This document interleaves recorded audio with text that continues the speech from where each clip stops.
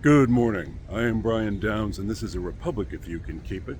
I am coming to you from Orlando, Florida on the 6th of July, 2025, 8:45 in the morning.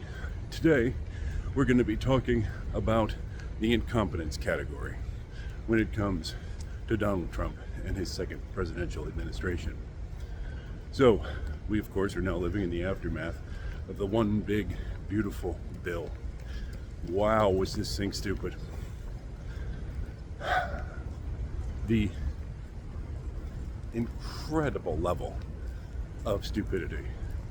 Just baffling. So, this is Donald Trump's signature piece of legislation. This was his priority in his second term when we're talking about a legislative agenda. Let us create a bill that will slash Medicare, slash Medicaid, excuse me,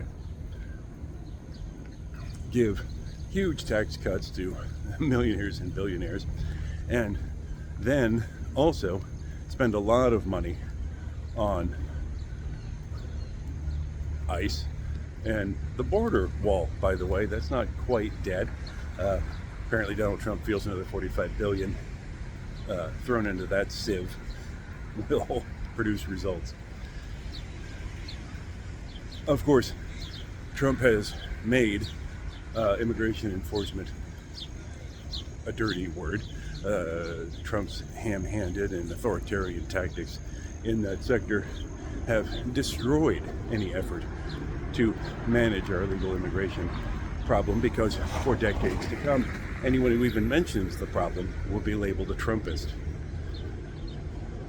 But what Trump thinks is that if we hand more money to ICE, huge amounts of money, more money than a lot of small militaries run on, that will make them more popular.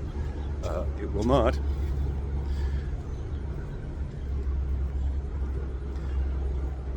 And so, the big beautiful bill is doomed. Slashes to Medicaid will, of course, damage medical infrastructure around the country in a way that's, to my knowledge, unprecedented. Government spending is spending by the U.S. government in America for the vast majority of it. I've said this before in this channel, I'm saying it again now, because people misunderstand this. That money's getting spent in America. It doesn't get paid out, by the way, to the actual patient. The patient goes to the doctor sends the bill to Medicaid and to Medicare, and then the doctor, the clinic, the hospital gets paid. Those clinics and hospitals depend on this income. It's a huge amount of money that gets spent by these programs. When these clinics and hospitals don't have that income, many of them will simply close. They are significant employers in their communities. Those jobs are gone, all the way down from your lead administrator to your head of neurosurgery to the kid who operates the donut stand in the lobby, out of a job. And of course, when those clinics and hospitals close, it will be harder to get medical care.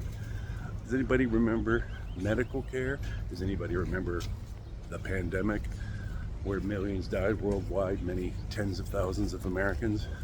Well, we will be less prepared than we've ever been for a nationwide medical emergency because of the ramifications and the downstream effects of this hideously stupid bill. Now, it may sound like what I'm saying is this will be sad for many people, and it will be. It'll be catastrophic for millions.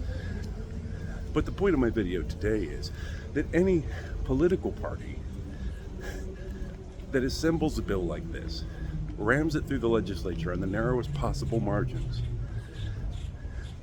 and then cheers as the pain and suffering blossoms across America,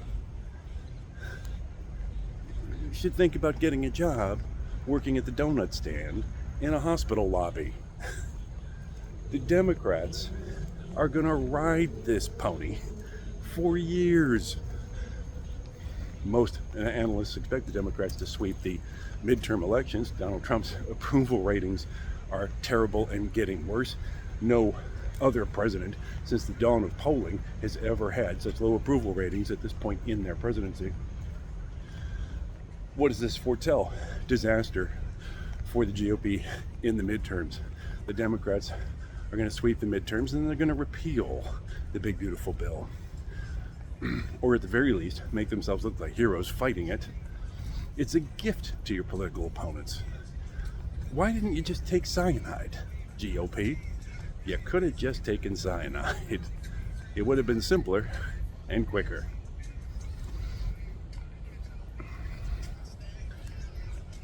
Just astonishing.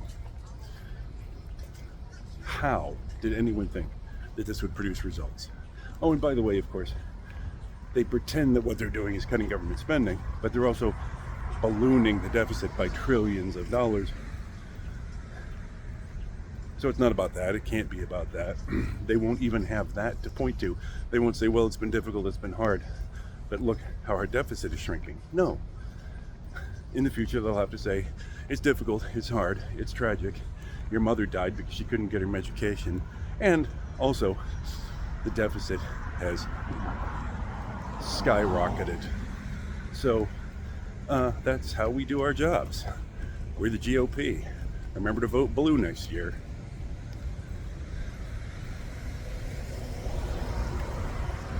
So just as a matter of who do you want in your government, people have the slightest idea what they're doing, how to accomplish their goals, how to further the goals of their party, how, I don't know, I'm going to throw this idea out there, how to help the people they govern, because that's what government is supposed to do? Or do you want this gang of idiots being, well, I was about to say led, but it's not, they're not being led. Donald Trump doesn't lead the GOP. Donald Trump is a man who's descending into dementia. His brain is week old cornflakes soaked in motor oil, but he has the bayonet that herds the GOP into whatever corner he chooses, no matter how stupid, no matter how destructive, no matter how dangerous to the future of American conservatism. So,